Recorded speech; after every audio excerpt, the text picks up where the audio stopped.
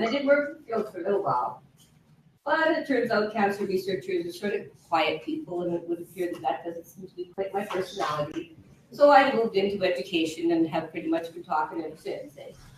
You're using this website for the person. Back. That was sort of my first, if you want to follow, that's what this is.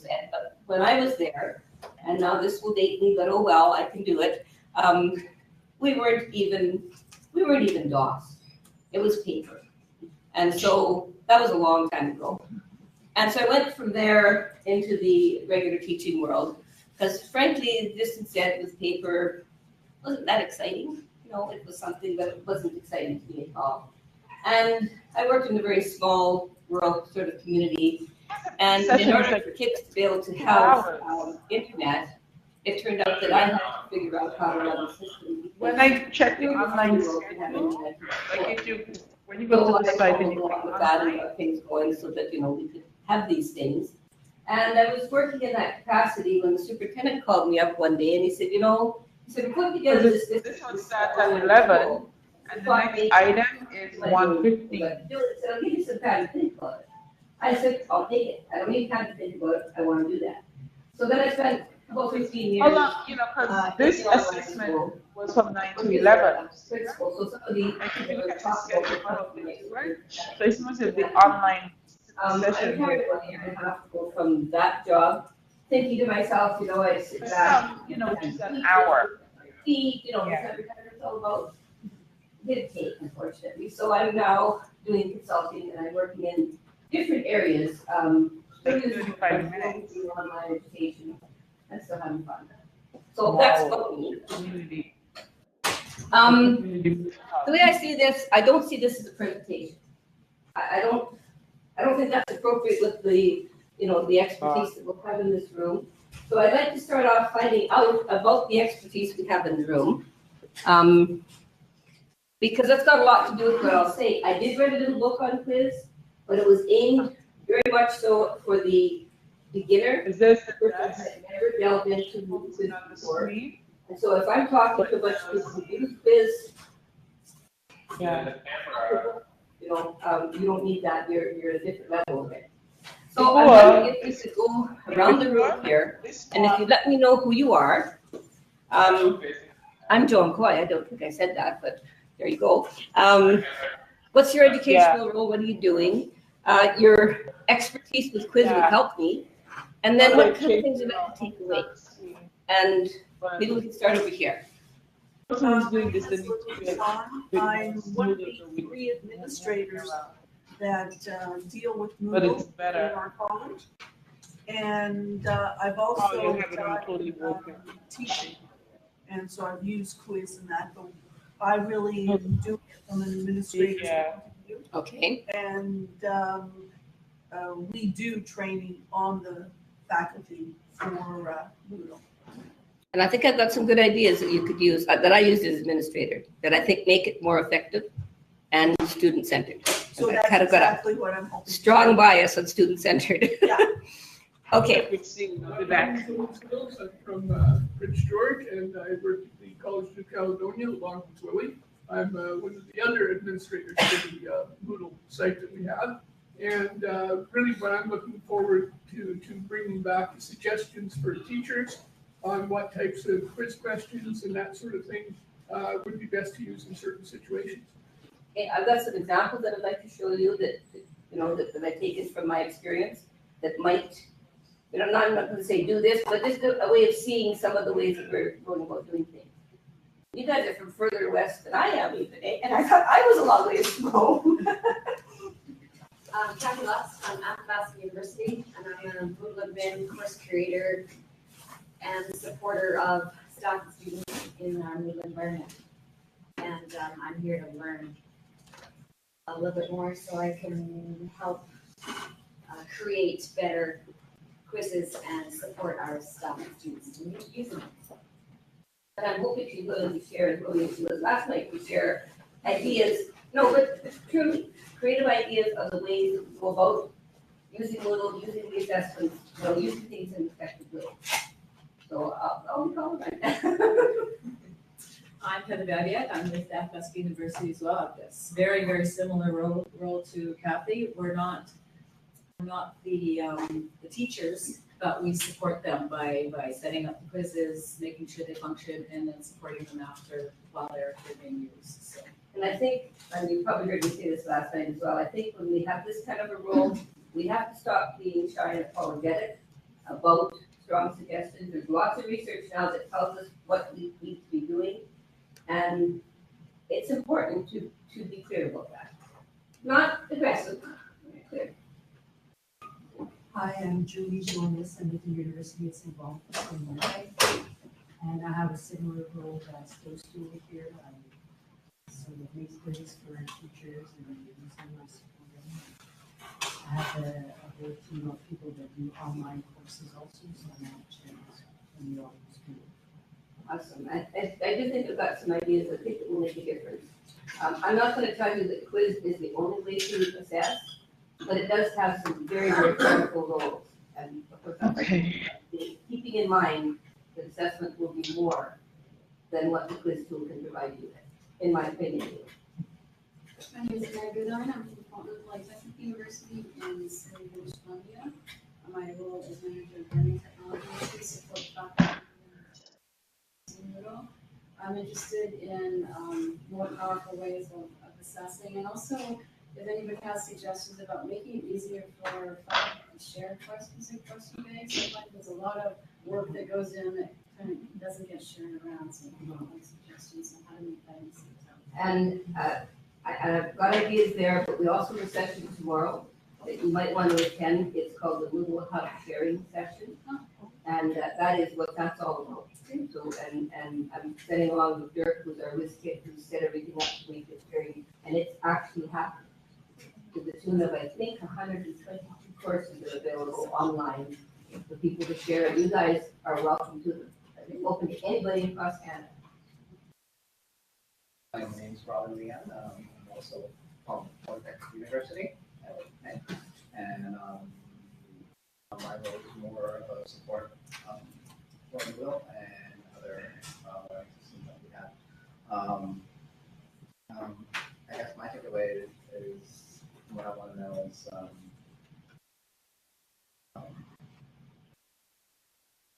how to support other instructors on how they use Moodle Quiz better. Okay, and I think that's a question that we probably all would want to deal with. So maybe we can pull some strategies in here about things that work and things that don't work. Well, how can we do this? Working with other people, you need some strategies. Because if you alienate them, obviously you're not going to make any progress. If you're too shy and you don't say anything, you're still not going to make any progress. So we've got to find that, where's that middle ground? Okay, for sure. I'm Chris Beckbridge with ADLC, Alberta Distance Learning Center. I'm a teacher there. I guess I'm looking for something that I haven't thought of a way to assess students. So just that kind of next step away from the basics. And you've got lots of experience in this, so, we're calling you to share. Yeah, very new to Moodle. Yeah, but you've got some good experience on assessment and stuff, so that we love. Vic Anderson with the Alberta Distance Learning Center. New administrators, I guess. We're currently using D12 and just transitioning to Moodle right now. So again, just looking at ways to get the quizzes right from the beginning. Yeah. Well, there are some strategies for them for sure. And there are some things that it's difficult to do with quiz. And so you have to stop and ask yourself, should I do this tool? Should I do something else? François Lizotte from the CEGEP network in Quebec, so between high school and university. We're a group of 40 colleges who share their Moodle host. I'm sort of super admin. I mostly help local administrators in the CEGEPs, as well as offering training and making sure everything goes smoothly during the year. So pretty much my job to spend my day on Moodle.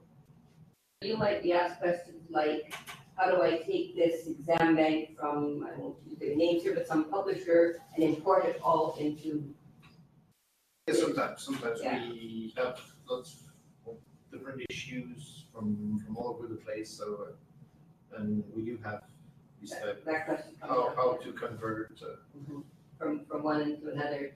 And sometimes, our question comes back as, why? I mean, it's tempting if you have a big exam bank, to sort of just bring the whole thing in, and now you've got lots of questions. But my question back would be, have you looked at the quality? Because we did that in a math course and we're really disappointed. Because we successfully got them in there, all the technical stuff worked perfectly. The questions, not so good.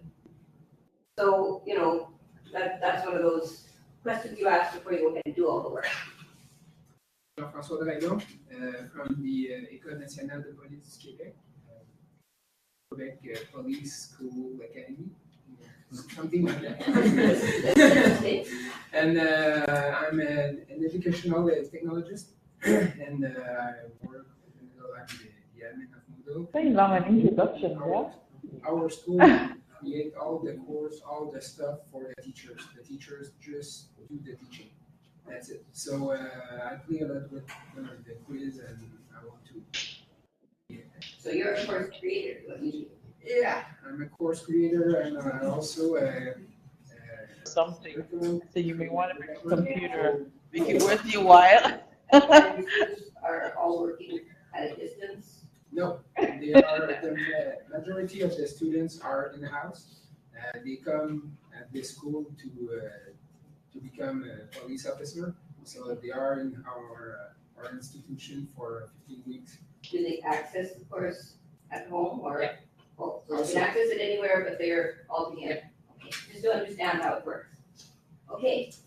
Good morning, my name is Gene Jenks. I am the ELM consultant for a school board up in the Northwest Territories in a small town called Inuvik.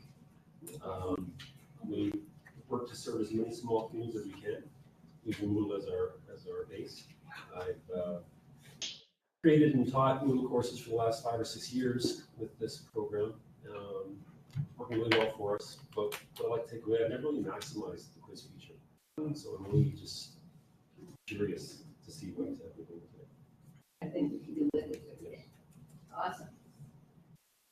Same. I'm Will Logan, same as Gene, I'm a teacher. What I would like to take away is you just mentioned about importing math questions. Like with the quiz, I haven't looked at it also. I just know like making math questions up using equation editors, it's very time consuming to put square rooting, for example. So there's an easy way to import it. And there are some easy ways, and the other secret I think would be collaboration with other people. And again, I can offer you this Moodle hub that we're part of in Alberta that is open to everybody. So some of that work is already done. And I wonder why you want to recreate the wheel. If you put math questions you can get access to, why would you start with? That makes sense. Joan Nugent from CC as well. And I'm an e-learning teacher, and I'm kind of looking for the same thing, just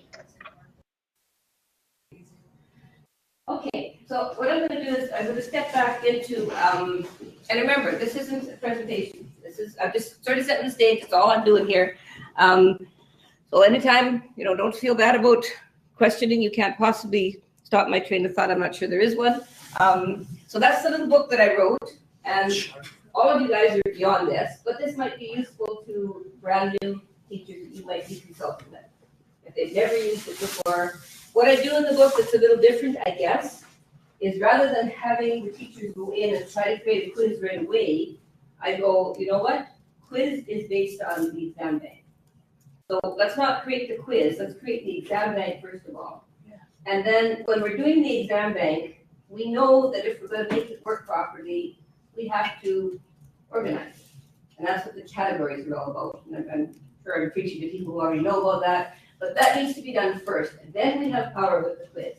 Then we can create a quiz that tests exactly what we want, or we can create a quiz that has randomized questions coming in, so it's different every time it comes up. So the first focus is exam bank.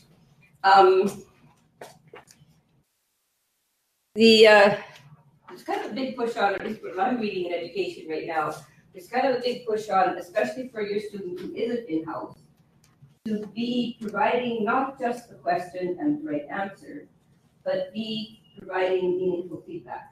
Now, from our perspective, in creating those things in the exam bank, that is really time consuming. But if you think about it, if I do that, say for, in Alberta, we call it a Math 30 course, suppose I create that course and I take time to get that feedback in there so that the feedback is teaching the student. So when you get a wrong answer, there's an explanation as to what went wrong and what the right answer is. So wherever they are, it's like sitting beside a teacher. If you take time to do that, then you could be benefiting hundreds of students. Because that feedback is there every time they go through it. Is it an easy job? No, it's not an easy job. Should you do it all by yourself? No, you shouldn't do it all by yourself. So this is why collaboration is really important as well. And then the other thing, of course, is that the quizzes have extensive reporting. We may talk about that. This is kind of in my head what purposes of our quiz would be. Now, is everybody familiar with my terminology here, assessment for and of learning, or being formative, of being summative? Just make sure I'm all on the same page as everybody. My bias after all these years of teaching is that the formative is considerably more important to my mind. That's what really helps learning take place, which is, I think, what we're all about. The summative, of course, we're required to do because you got to get that end number somehow. I don't personally place as much emphasis on that. I wouldn't do that in this format. I didn't have to. I would do it more in a project-based format or something where something meaningful is produced as opposed to a test. But I realize we still have to do that. Okay, I don't think I have to read that for you. So if we look at the assessment for learning, I think when we think about doing that kind of work, we've got to be very clear on what it is that we're trying to achieve. You know, am I going after this? Am I looking for building a skill in the students that I'm working with? Or am I looking at applying the skill to the situations? So you've got to be very clear on what this particular segment of instruction is trying to do. And is the quiz the appropriate tool for the students to be able to self-assess? You're smiling because that's something to say. So there are various ways that we can do that kind of thing. So as we proceed through courses and things like that, we need to know where the students are, and the students need to know where they are as they go through these things. And the quiz can be a very, very powerful tool for that, especially in the realm of assessment for learning. Again, I emphasize the need for feedback, because simply knowing if you're right or wrong, well, that's some information, but we can do better. And if we do better, the students will benefit. And on top of that, they will become more independent of us. And that's a good thing, because then they become more independent learner, more reliant on themselves, and they become empowered. And an empowered student is going to be a much more productive student than one that's depending on you all the time.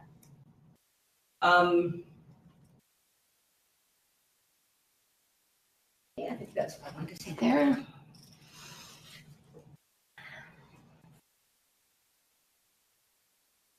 Now, there are different ways in Moodle of handling some of our things. So suppose you encounter an area in a lesson that you can see from the quiz results, you can see from student conversations that they're really struggling with.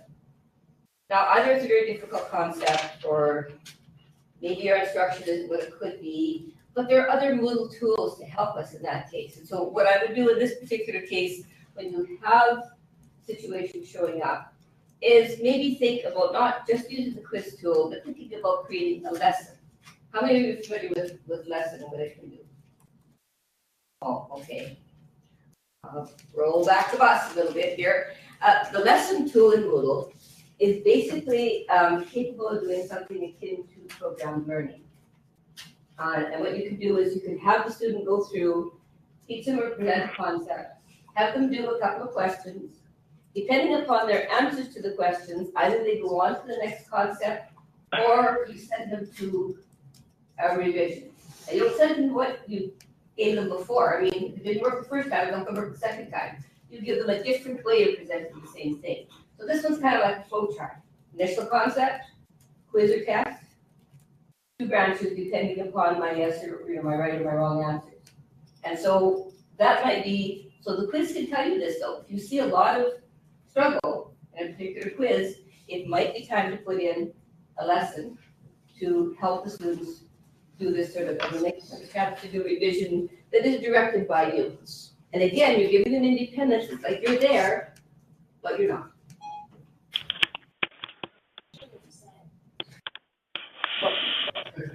The series. Oh, okay. I didn't know Siri was coming, but that's okay. You just never know who's going to show up. Okay. So if we look at feedback, and I guess maybe you're getting the idea that I'm saying this is an important theme in terms of what we're doing. So there's a lot of ways that we can put feedback into a quiz question. Suppose you've chosen a multiple choice question, and by nature it has distractors. So Moodle is so sophisticated that you can have a different piece of feedback for every single distractor. You know, one piece of feedback if you ask the right one, and then different kinds of feedback, because most of us in a good question will design it so that those distractors actually point at certain kinds of understanding problems. So you can do that. Now that is a gargantuan amount of work. It really and truly is. The other thing you can do is you can give feedback that is appropriate to right and wrong answers. So you can give one kind of feedback if they get the right answer, and a different kind of feedback if they give any wrong answer. That's a little less work, not so bad. The simplest way to do feedback is to simply give good feedback no matter what answer. And for most teachers, this is kind of enough to be asking. So there's a portion in your Moodle question that lets you do that. And so you give feedback. You'll tell them what the right answer is, and you'll give the feedback which helps the understanding for that question. And so if they were right, but they guessed, because basically do that, you still have that reinforcement. And if they were certifiably wrong because they had a misunderstanding, then you have feedback there that's helpful. And if we do that, you need to present it in a way that is something that they can manage. So it should be presented in a way that is different from the way it was presented in the lesson if possible. Because if you think about it, if I tell you something and you didn't get it, but I said it that way, if I tell you the same way again, I'm not being very thoughtful, right? I mean, let's try saying it a different way, in another way of doing things. So, and it should be something that they can act on, as long as you're doing it in the assessment for learning and not in the summative assessment, of course they can act on it. Because this is the process of learning. They're getting some feedback on how am I going on right now. You're being awfully quiet. I've got no ideas, no... Makes great sense. Makes great sense, darn, it should have been a little more radical. So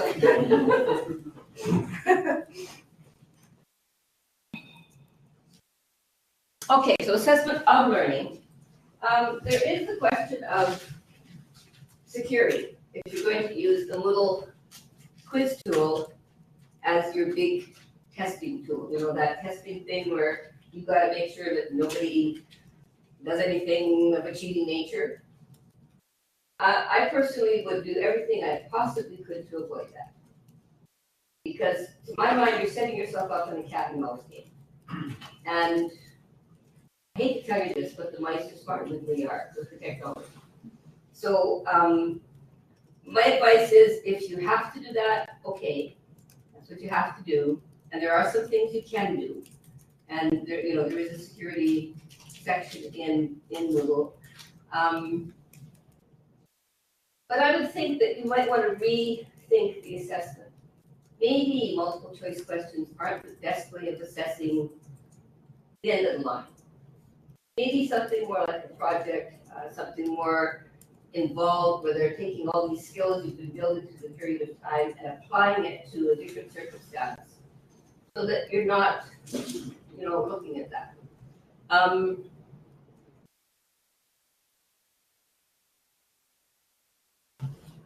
I'm saying some things that we all know. I mean, obviously, if you're going to do a fellowship, it's got to apply to, the essential questions or the, whatever you're gonna call them, competencies, outcomes, I don't know, we've got all kinds of education language here. Clearly, it has to match that, or it isn't a good something. What do you guys think upon this? Like, is there an opportunity for us to move away from that kind of testing? Problem is, again, I'm sure many school boards and provinces have the same issues, that much of the grade 12 diploma is reliant upon the diploma exam, which is based solely on some of the multiple choice tests, which we have to throw. So as much as we love project-based learning, we have to teach them tests. Okay. Do you think you could teach them to do testing without having some of the tests that look like that? Methods, but for our kids, familiar, we have to make them familiar so when they get to the test, they know exactly what to expect and they've seen it before. So that's preparing them for the test, not for the information on the test, really. Yeah. That's two different things. We had I taught Math 30, so that's a big one in Alberta for that sort of thing. And we had they're called an Alberta AC projects. Unfortunately, they were discontinued by Alberta government. I say that wrong. But basically, it allowed about 12 of us math teachers in a relatively small school division to work together intensively on these issues. And the solution we came up with was, okay, we acknowledge that we have these diploma exams to deal with. We acknowledge that that's the case. We acknowledge they have to be familiar with those kinds of questions. Our professional development is telling us that we are going to do a better job of assessing how well those people comprehend their mathematics if we use a project-based approach where they're actually demonstrating and showing us and doing this either in partnership or on their own, what they can do. So what we did is we built in formative assessment into the Math 30 courses together. So all of the questions in there were vetted. We've gone through and made sure they were all good questions, and that's available on this hub I found you about. And then what we did is we said, okay, other than hanging on to those questions and protecting them and securing them and not letting anybody see them, we're not going to do that. We're going to use those questions, those really good questions, and many of them came from the diploma exams. We're going to use that in our formative assessment. So we're doing two things at once. We are providing that information, that feedback to the student and what's going on, how am I doing, how am I progressing here? And at the same time, we're making them familiar with the kind of testing they're going to run into when they get the diploma exam, whether or not we agree with it. And that has proved to be very effective. The results of the school division went up year after year following that practice. So the bulk of the questions, that didn't mean we never had a summative, but they tended to be just a few questions that were multiple choice and numerical response, which is what the Alberta diploma exam is. And then more questions that, now they weren't project questions, but they were questions that demanded an explanation. So they were like, how can I say, a written response, I guess. The student would have to show their thinking, show their reasoning, show what they were doing. And with those kinds of things, even though we didn't mirror what the prompt was doing in the diploma exam, the experience was good and the students understood their math so that they did very well when they wrote that exam. Does that seem to crazy to you guys? I hate us to be a victim to a form of assessment that possibly is a little behind the times, in my opinion. So, acknowledging what our students are going through, absolutely, they're living right now, this is their time, this is their life. But we should be able to, as educators, find another way, and I'm giving you just one, there's probably several other ways of coping with that same kind of problem, so that people do that.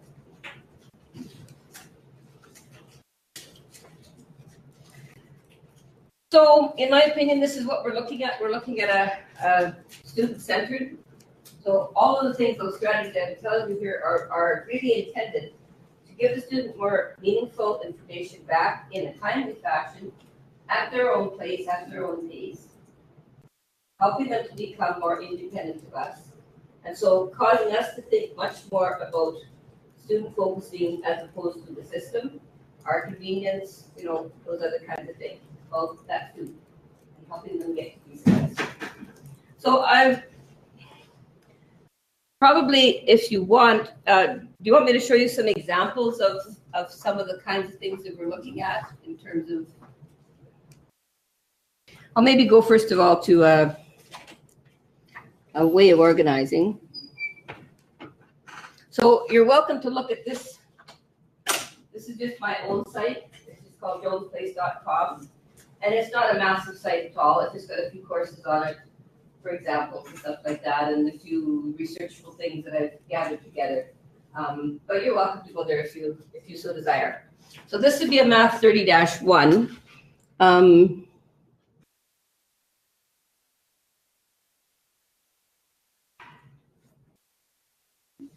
Over here first.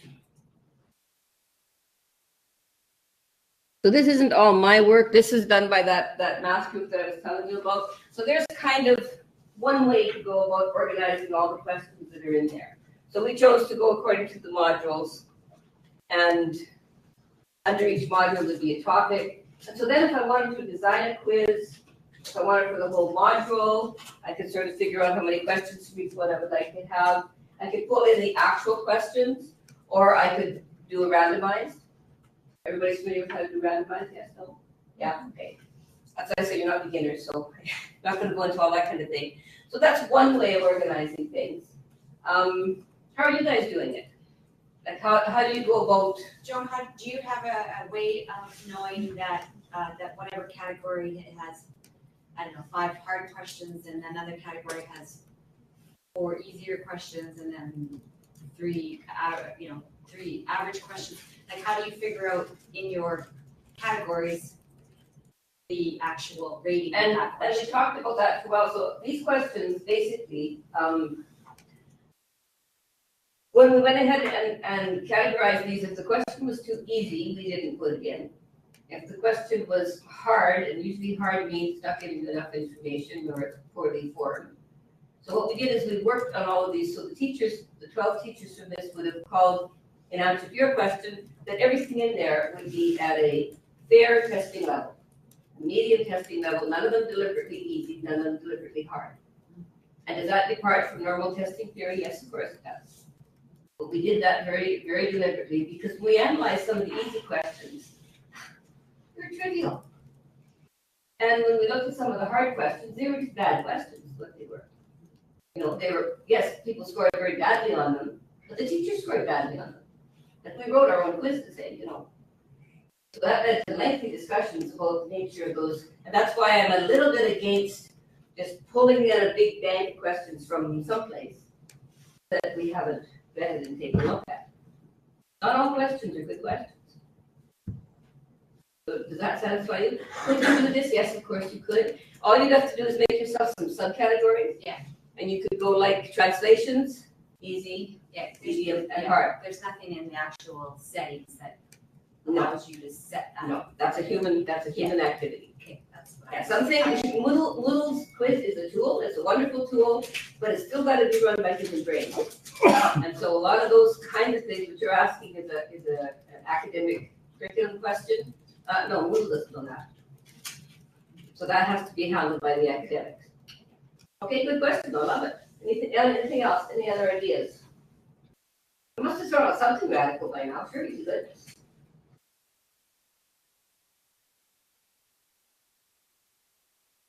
Okay. Well, I got a feeling, there's a lot of talent in this room, I know there is, so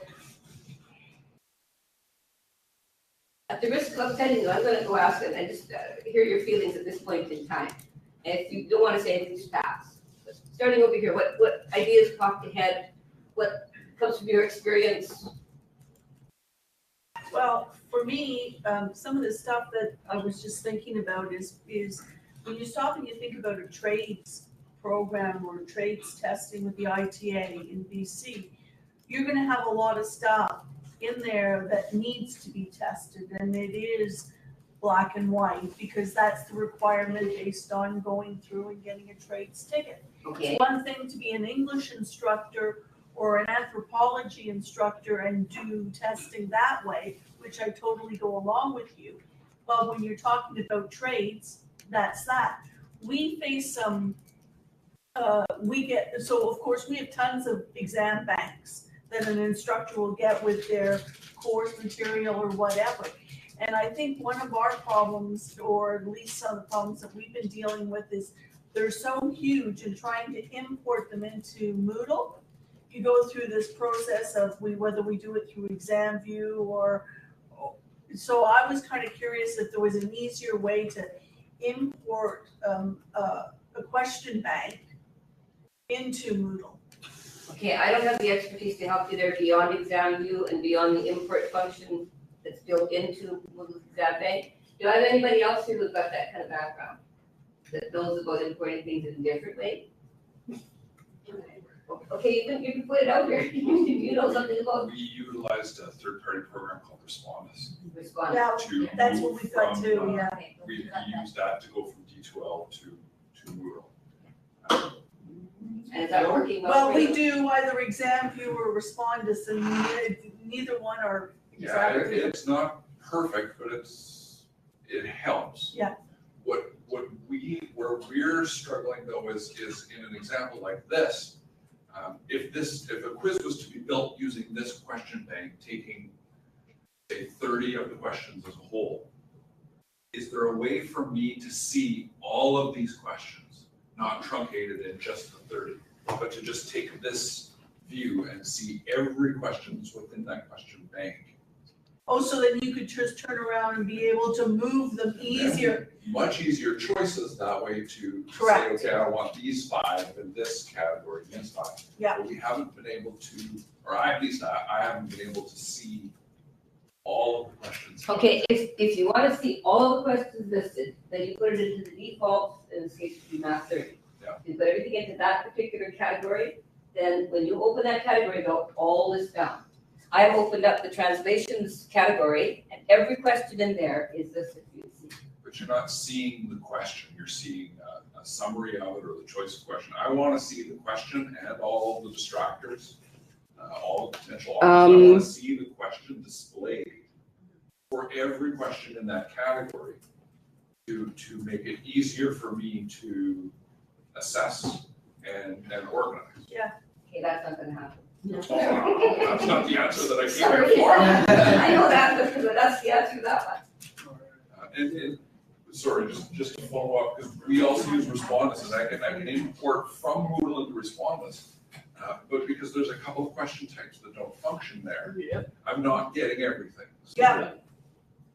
Okay, so I just wanted to finish that thought of what I was trying unsuccessfully. And I think that is the state of the art.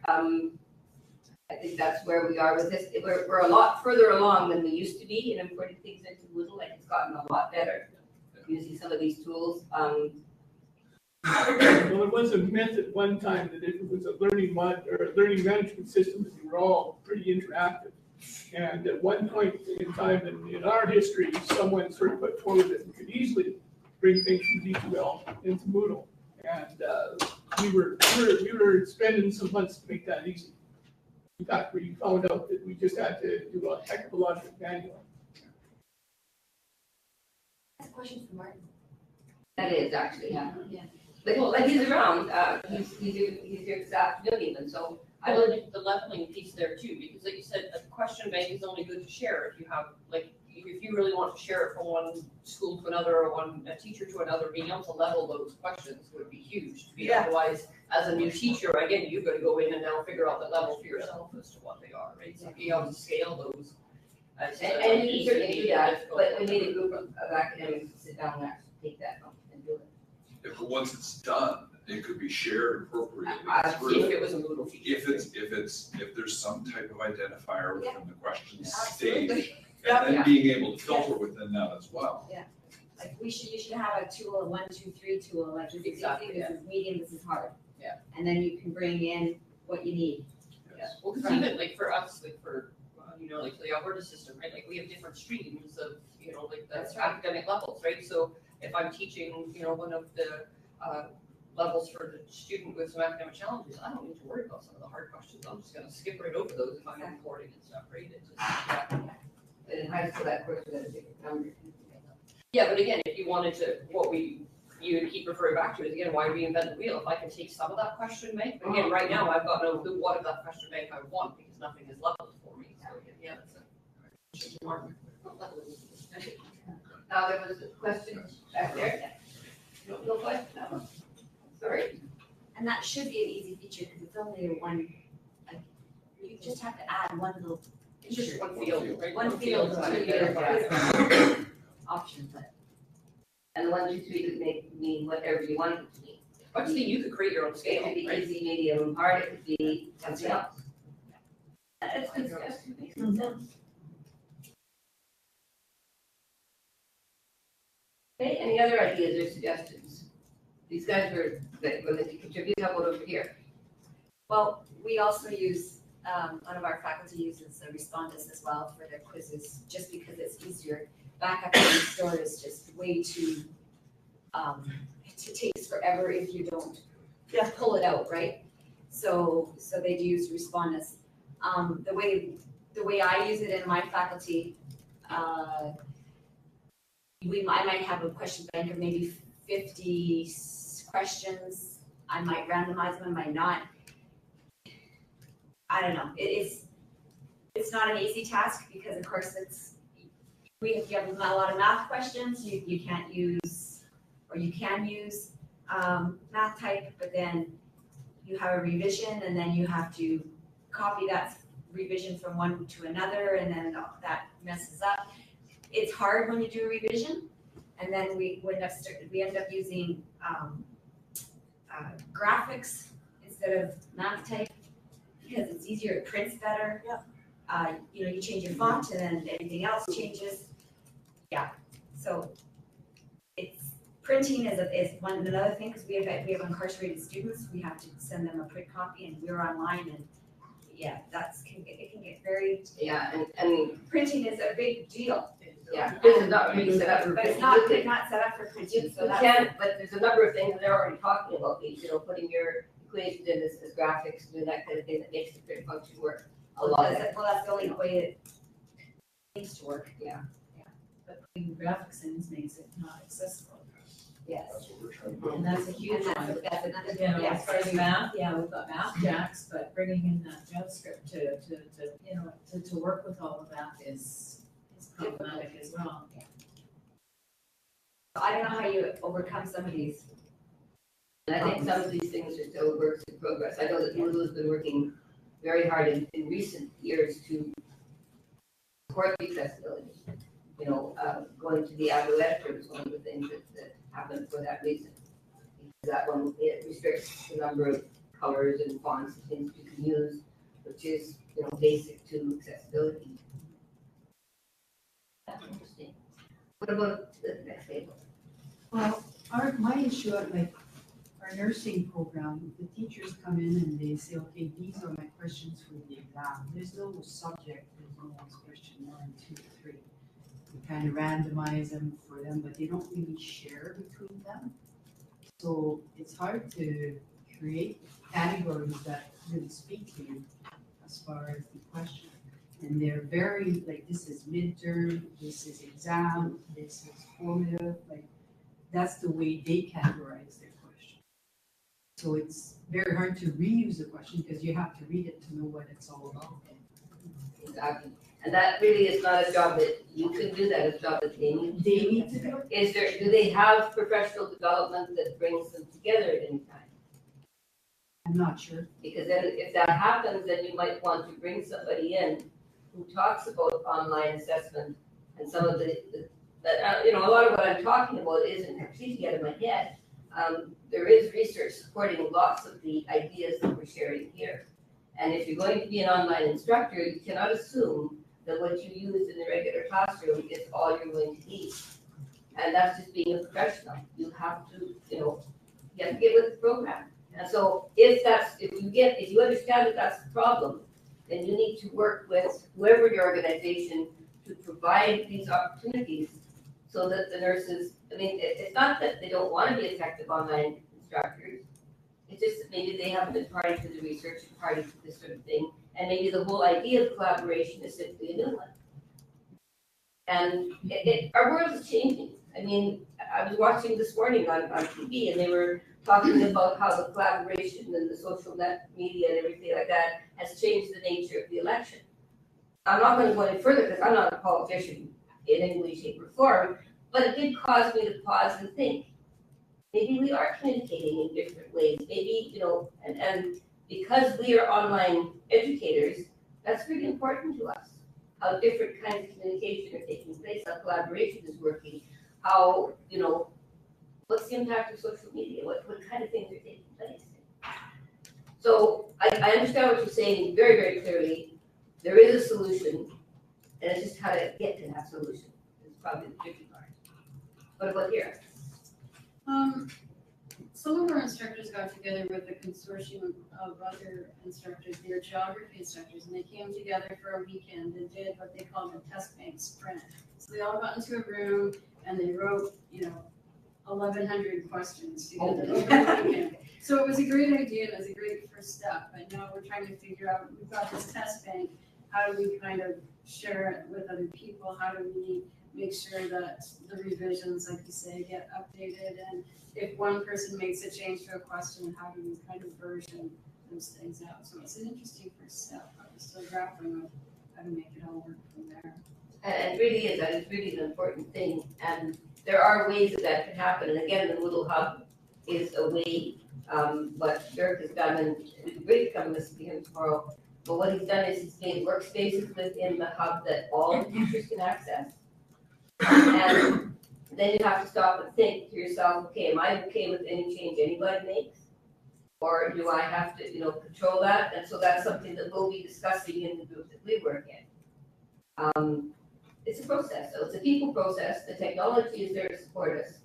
But again, we've got to run the technology. Technology doesn't run us. What about you guys, this statement? Good.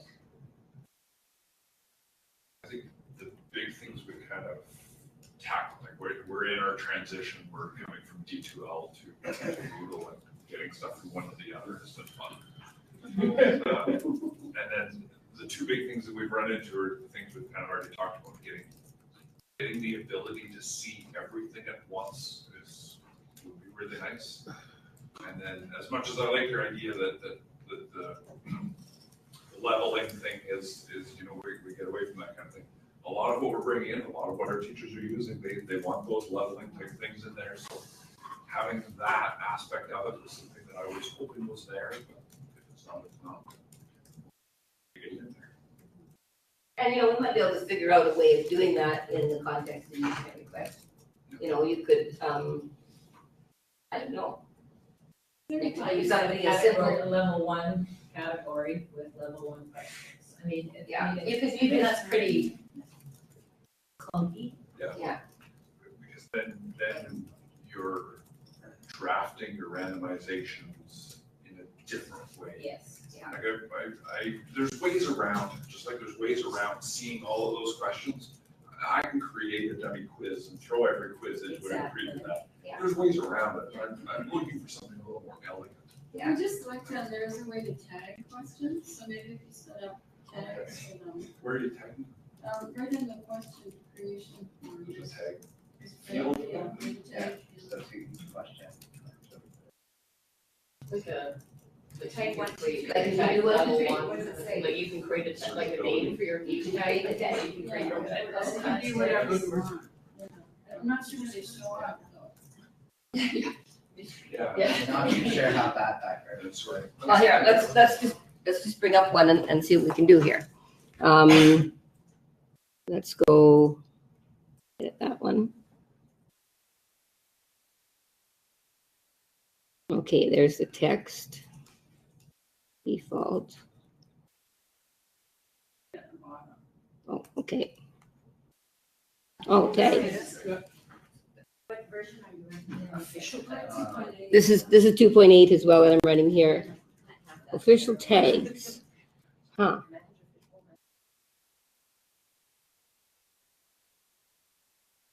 It's only valuable if you can see it somewhere appropriate and you can search or sort. Yeah, you should be able to filter by the tag, I think. If you can run those things, then that could be very useful.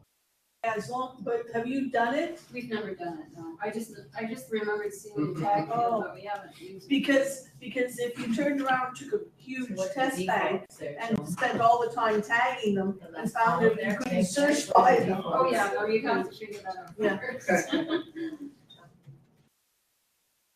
So that's the defaults, which would be in my site. Apparently, that's what I tag things. What are the official ones? Same Oh, thing. default or official. Yeah. So Now, did you create those tags or did it create those? it created those tags for me. So it picked out keywords for your questions. Mhm. Okay, well, clearly that would be something we could examine. Maybe that's something I need to learn now. So I'll go and play with tags for a while and find out. So we can all do that. Maybe that'll solve our problem. That's why it's good to share the information around our room. How we all learn things. So. That's Okay. new, that's on in 2.2. What are your thoughts?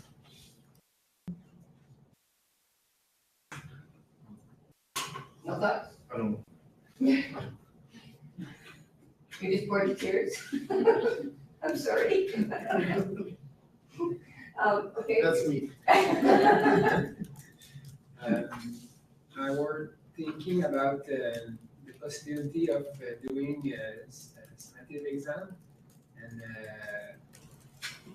maybe your thought about that will take me rethink at the possibility to do it, because we don't have a lot of people who can play with the question bank and things like that. We are just we are two educational technologists and I think 4 course developers, and the other instructor in our school are only teaching and evaluating the students, so they don't play with the exam. But for the summative exam, maybe we will face some problem with the cheating and things like that. So not sure if we will go there, but there's a few things you can do that are built into the quiz, which are built for that reason. Number one, if your questions are all the same, you can tell the exam to switch the distractor so that they're all different. So if I see on this paper you've got an A and I put an A on my paper, I'm probably not going to write. That's one thing. If you're worried about the wrong person taking the exam, you can have a user picture come up so that when you're, that's generally when people are supervising an exam and they can, oh, okay, that's a great person. You can do a randomized pull of your questions if you're comfortable with that, if you feel that that's a fair exam, and then everybody has different questions. So there's a few security things like that built in. It's not, you can, if they're working on a certain computer that you can have the exam available only to certain IP numbers. So there are a number of security things that have been put in. The IT people that I talk to, they'll tell me that absolutely none of them is 100% foolproof. That there are ways, yes, we did this, but they do that. We did this, they do that. Yeah. So that's why the cautionary word there on, maybe you're gonna just bring them in to sit in the classroom and do paper and pencil. If we continue to do that kind of exam, if that works in the setting that you're in, and you said your people are there, and you don't worry about the technology. Sometimes technology is not our friend. Most of the time it is, but sometimes it's not. And if it's not working, well, then do something if we know it's working. And we're pretty good at exam paper and pencil. We've got experience there. So those are my thoughts. Anybody else have an idea about exam security and ways to beat it, or? Well, I think I agree with your first statement way back there, where there's always somebody has a way around it. We had an instance where we had students taking a lockdown browser test, and found out later that that was really good for the lockdown browser, but it wasn't so good for the iPhone 4S that they had in. Yeah, exactly. And you know what? It's kind of like you throw out a challenge to people who like that challenge. Well, or embrace the technology. And they're not bad people. It's just that they're going, yeah, well, I think I can get around that, And it's not necessarily they were intending to cheat for, bad purposes, but you gave them a challenge, so they thought they'd get around it. From the north, what do you got to tell us? Well, again, the courses that we create, the teachers create them themselves. And so we have varying degrees of quiz construction from course to course. Some of them, a colleague who just left for a different session, he just showed us his quiz features. He had over 250 questions in his bank, which he wrote himself. So his wheel is very much created by him. And so the idea of the hubs and whatnot are great for our small region. And I think most of the quizzes that our teachers use are very much a whole variety. I think just listening to you and hearing you speak about how you use yours, we can really up the usage of this feature. So it's exciting. It is a really powerful feature. It is really a friend of the students. It's really informative. I think part of the secret of getting really good quality is in the collaboration. And I don't think it's just for the sake of the questions, so to speak. I think that collaboration in education is something that makes us all working with each other. And the collaboration shouldn't be only just instructors with instructors. It should be instructors with design people, with IT people, so that all the players that make online education work are actually working together. And I don't know if I've ever seen that exactly. Maybe a little bit in this hub group that we have, because we're represented by, and so when we have an ed camp together, we do get a lot of different perspectives coming together from that. I kind of think that's the future where we're going. I kind of think that being in your own little silo is probably over. I think if we're going to do this, we're going to have to learn to help each other. And then it's wonderful if somebody wants to create all of those questions in their own silo, but it sure would be nice if they would, share them with somebody else and then have the richness of somebody else providing them with things as well. Just have a question for anybody, have an experience using publishers' websites and text banks from their websites and then taking the marks from that website and bringing it into Moodle. So you're actually working on the publisher's site? Yes. The work is all done there, Yes. and then the instructor wants to bring that mark into Moodle. And I don't know the answer to that one either. Nobody's doing that. Well, we have a pilot with the Town this semester, and they said that that's one of the reasons why they wanted to pilot it, but I haven't heard any stories of importing the grades back into Moodle. So at the end of the semester, we might have some stories to tell. And what version of the going on? 2.0. And maybe that is a question for the publishers, maybe. Well, we know it's possible. Publishers will tell you anything's possible. Like I say, I haven't seen it yet, and I want to be able to have that. If anybody knows that over the next 3 days, anybody comes across, let me know. Well, it depends, like, is the publisher saying that there's an automatic connection with Moodle through an API, or are they talking about you can download it and It's supposed to be a plugin, It's an LTI. It's an LTI plugin that you're supposed to then pull those marks back. So I'd like to see how that actually works. And they said it's simple. Oh yeah, and programmers don't have to be involved, and it should be all, works all on its own. And then it's how the instructor sets up the grade board. Sunshine, yeah. So, if anybody knows that, let me know. Yeah, you could maybe we should share email addresses, because our practical nurse program has a site that they use for a lot of their work, and it hasn't worked for us, that they talk well.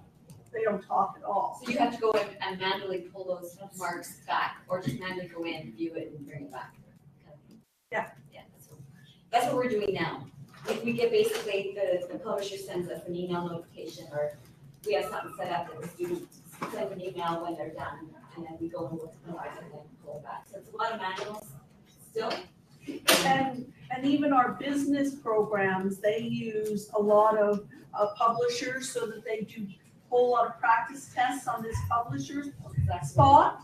And then the problem is so now the students can't go to just Moodle, they have to go to My Accounting is My the one. Accounting Lab, yeah. Yes, they Yes. go to My Accounting Lab and do all the stuff there, Yes. and it can't be pulled into Moodle. So, yeah, our accounting group would love to have that sorted out. But they tell us it's supposed to. Yeah, it doesn't. And you're using 2.8? 2.8. Yeah, sometimes Moodle uses what we call forward-thinking statements, which means that's what it's going to be in the future. So you have to wait for it. Maybe 3.0, you know. I want to thank everybody. I hope it was a productive session for you. I think sharing all of the ideas is kind of really important to what we're doing. I know you didn't get a how-to session. I think that you're beyond that sort of thing. It's more of the strategies, how we make this work, what kind of planning do we do. I don't know what else to say, but thank you very much. I really enjoyed it. There was one person online asked if the slides would be available. Oh, sure. I'll put them on, tell them I'll put them on Joan's place. Okay. Okay, so give them that website and tell them I'll put them on there later today. Pretty much have their slides. Just 30 seconds. If you want Okay. to eat, there's a cafeteria down where we were at the registry.